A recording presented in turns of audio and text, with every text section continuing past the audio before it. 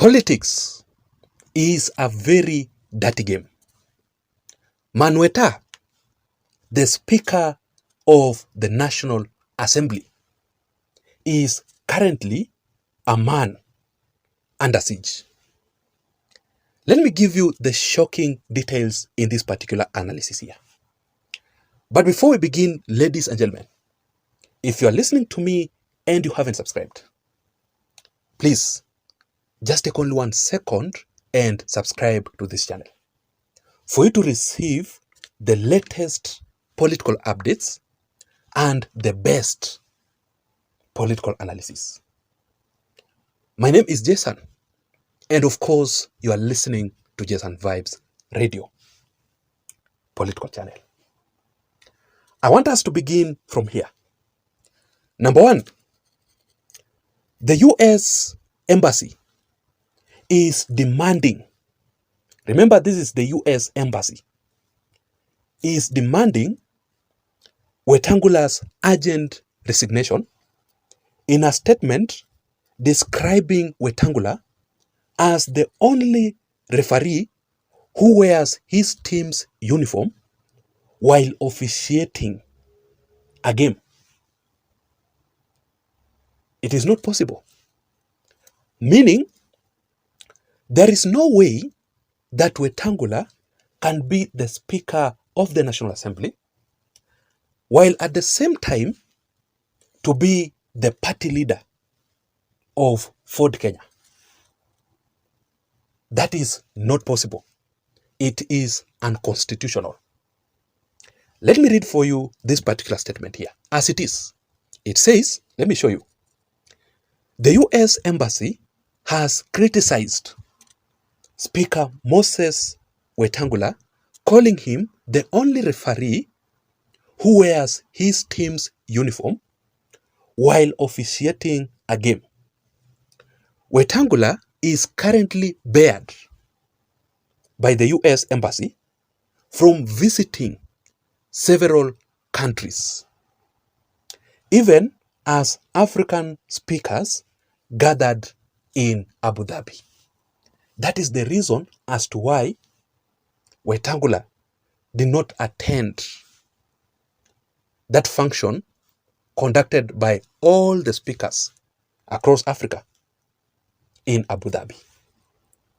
Fast forward, there is a part in that statement that says, with this in mind, Wetangula's removal seems likely.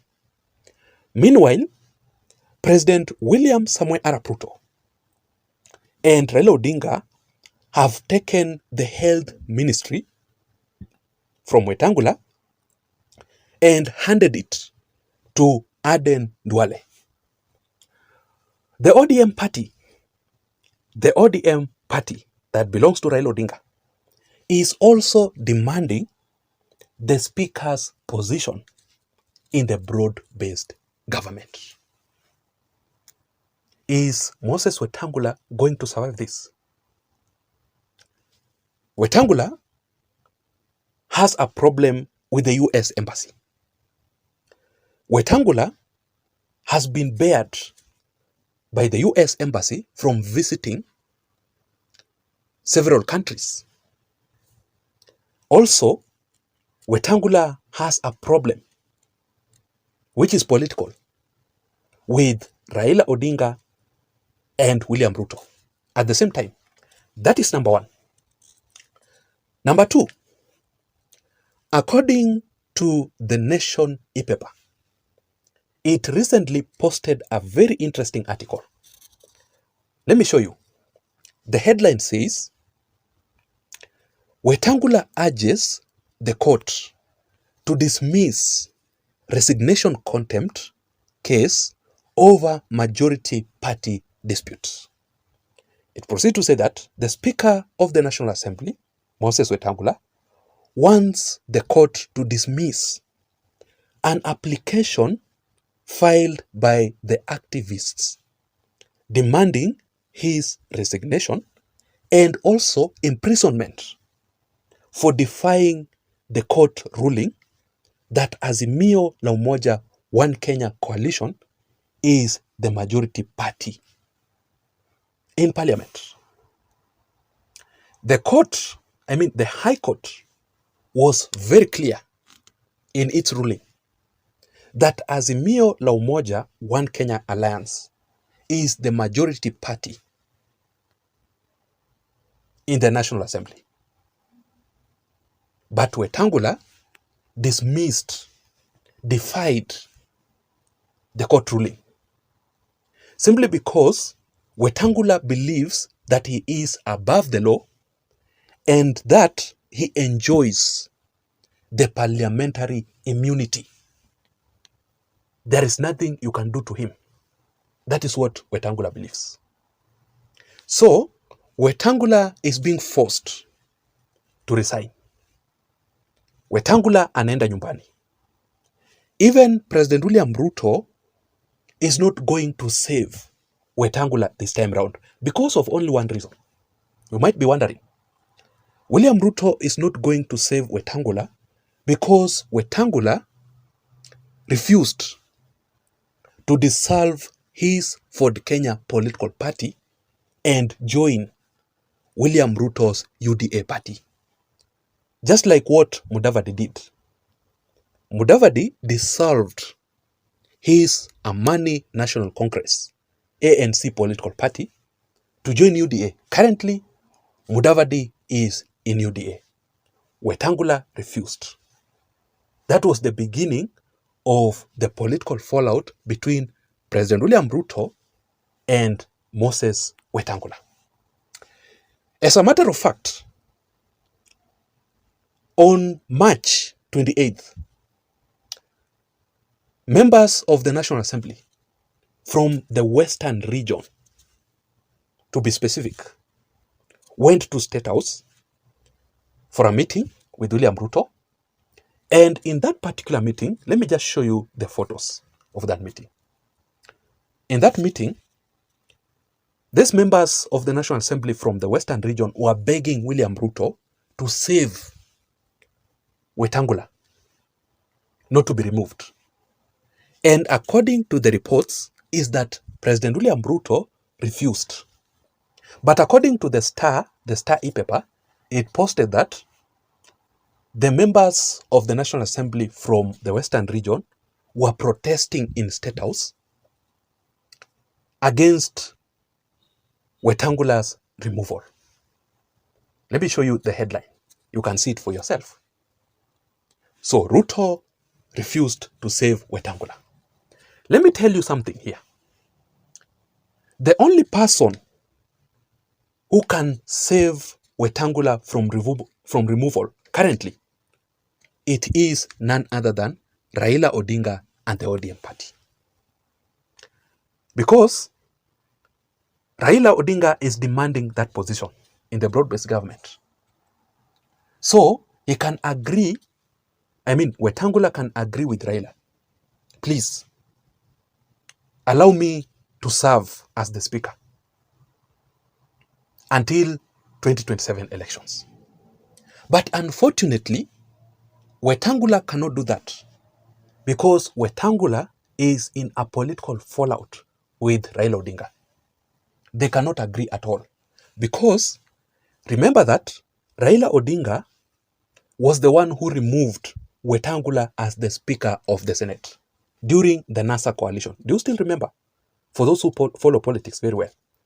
So that was the beginning of the political fallout between Raila and Wetangula. Up to date, they don't agree. My question is, do you think that Wetangula is going to survive all this? In my opinion, Wetangula is not going to survive. Wetangula anaenda nyumbani because of 3 reasons. Reason number 1, Wetangula's political fallout with both Raila Odinga and William Ruto, and also the MPs allied to Rigathi Gachagua. Because Wetangula really supported Rigathi Gachagua's impeachment. And with that, Wetangula is in a political fallout with very many MPs there. Just wait for it. So, being in a fallout with Ruto and Raila Odinga is very, very dangerous because there is no one who can save you.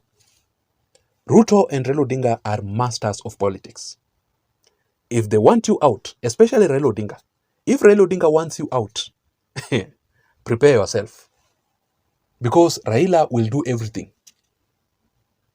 and you'll go home.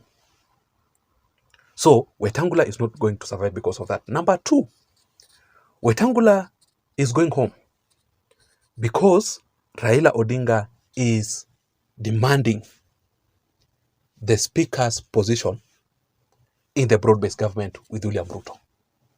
Raila Odinga currently is very powerful. I've always described Raila Odinga as a co-president in the broad-based government. Raila is superior than the DP, Kithure Kindiki. So, in this broad-based government agreement with William Ruto, Raila Odinga and the ODM party are demanding the speaker position. What will Wetangula do? Because William Ruto cannot say something, cannot say anything. This is an agreement in the broad-based government. The first agreement that Raila Odinga and ODM demanded is the removal of Rigathi Gachagua and his allies from government position. And William Ruto did as per what Raila Odinga demanded.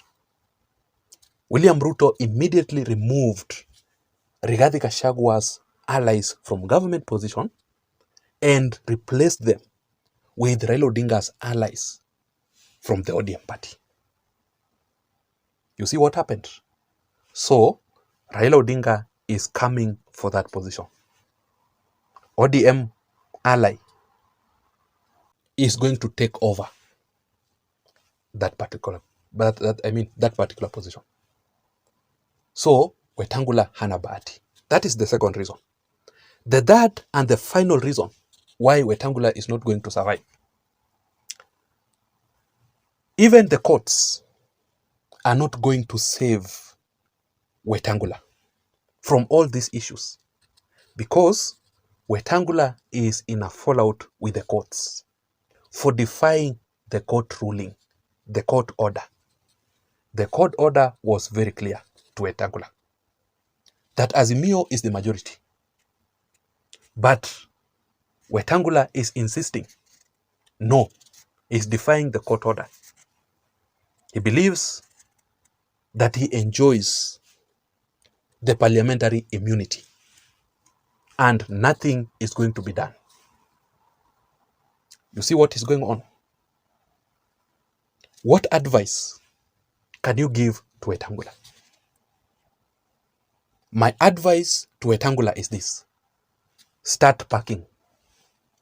Start packing. It is over with you. Wetangula is not going to survive this war. Wetangula should start packing. I need to know your opinion in the comment section down below. Ladies and gentlemen, please don't forget to subscribe to this channel for more political updates. Remember, my name is Jason. I'm out.